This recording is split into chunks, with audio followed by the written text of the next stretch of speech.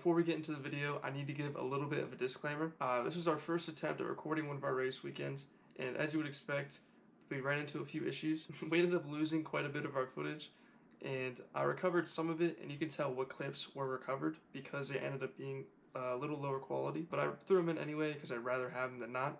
So I apologize for that. I think we ended up losing half the feature and a few clips from in between sessions. So I'll be jumping in where context is needed. And yeah, without further ado, let's get into it.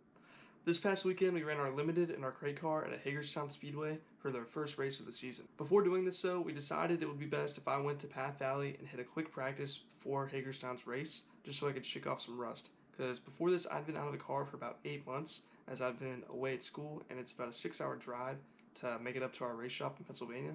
I can't really fit it in my schedule to come up every weekend, but I was able to come up this weekend, and I'd say it was well worth it. If you don't know, Path Valley is a tiny quarter-mile track, and I've never ran on Path Valley or any other quarter-mile track before, so it turned out to be a really good learning experience.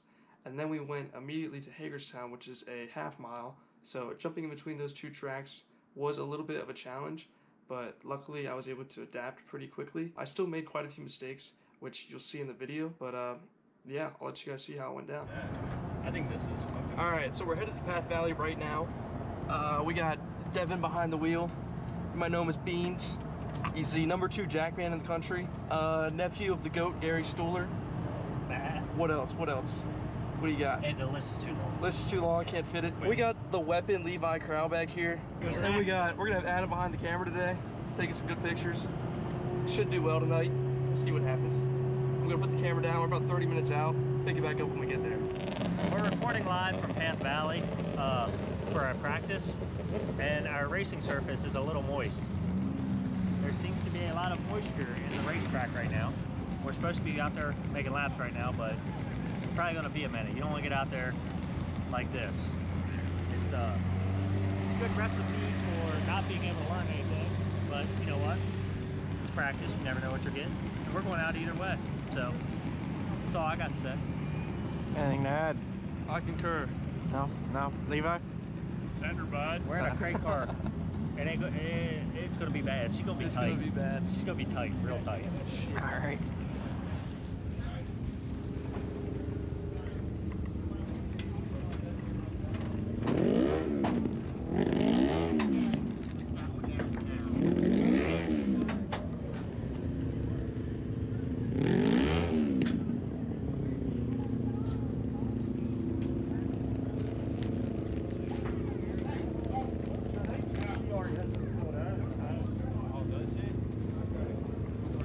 What do you think?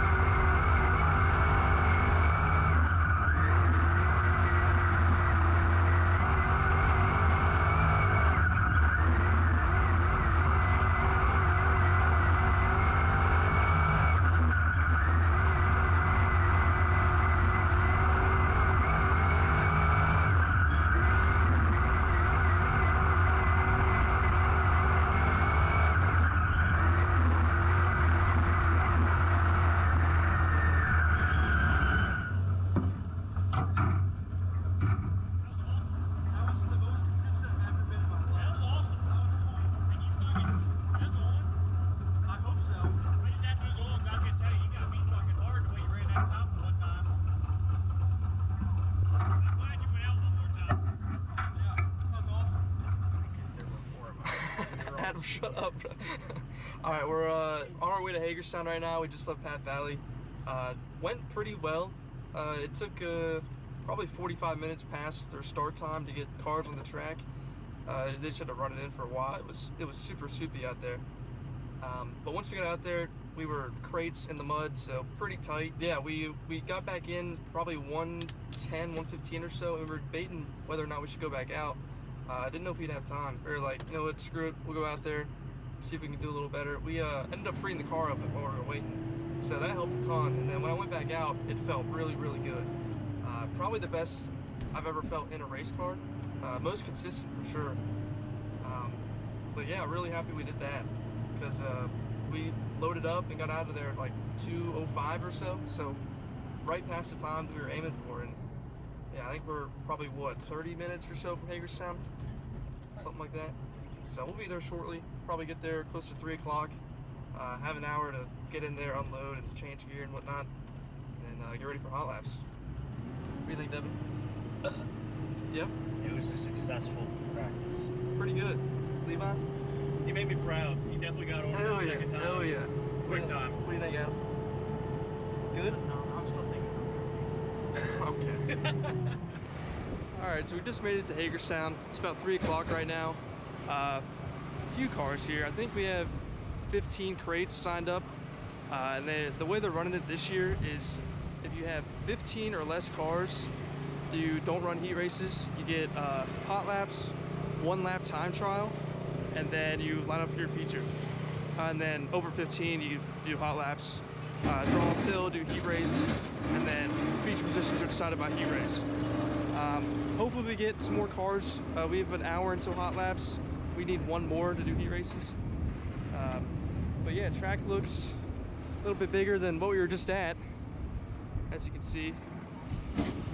It's also a lot of water on it right now. Hopefully they get that run in pretty good. They got a fleet of mud trucks over there, so that'll help.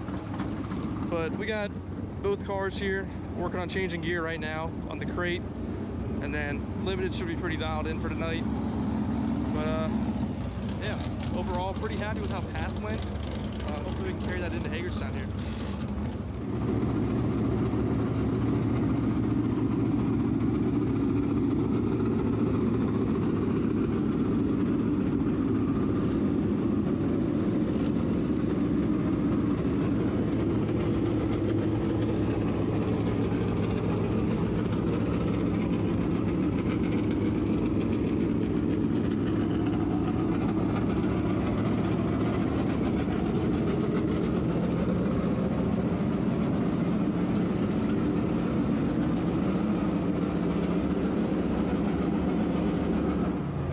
Started here at Hagerstown, doing hot laps right now. I'll try to show the order here. It's gonna get pretty loud here in a second.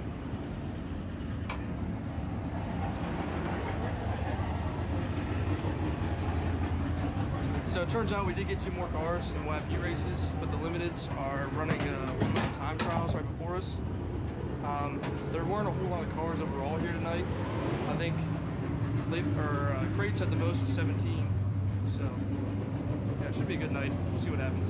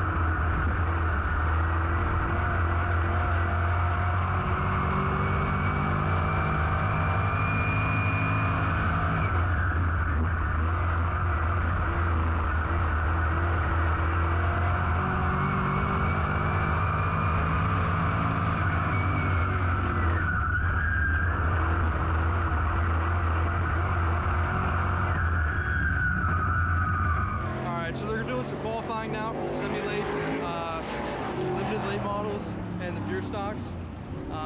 We just got back from hot laps, so felt pretty decent. I actually had some trouble with the transmission. We have a new transmission in this year, and I've never ran it before, so I actually stalled once coming out of the chute from Path Valley, and then trying to get it into high gear here.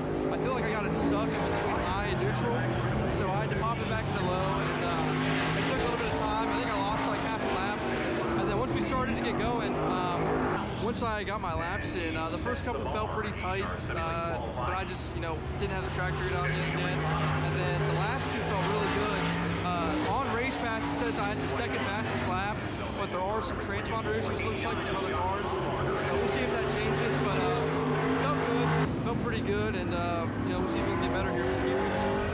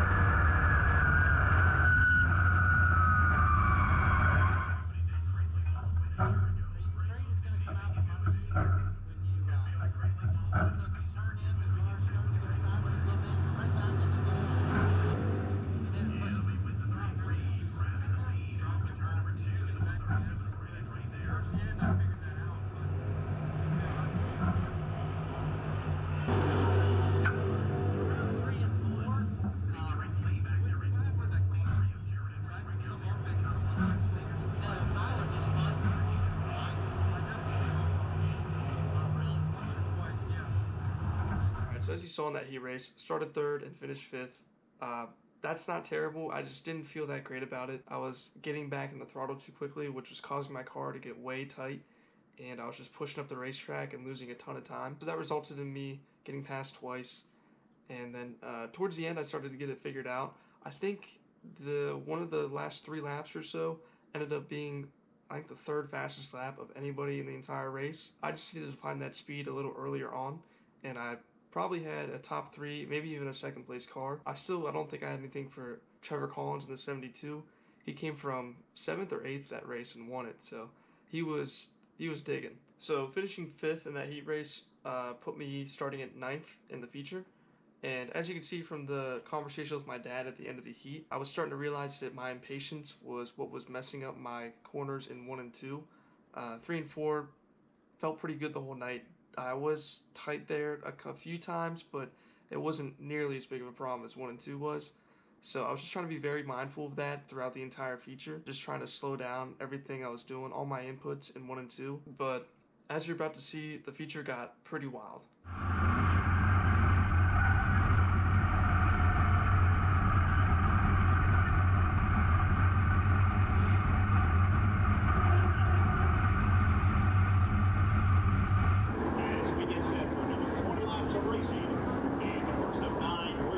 For this class for 2025, Chuck Bowie and Greg Anderson lead us off the turn.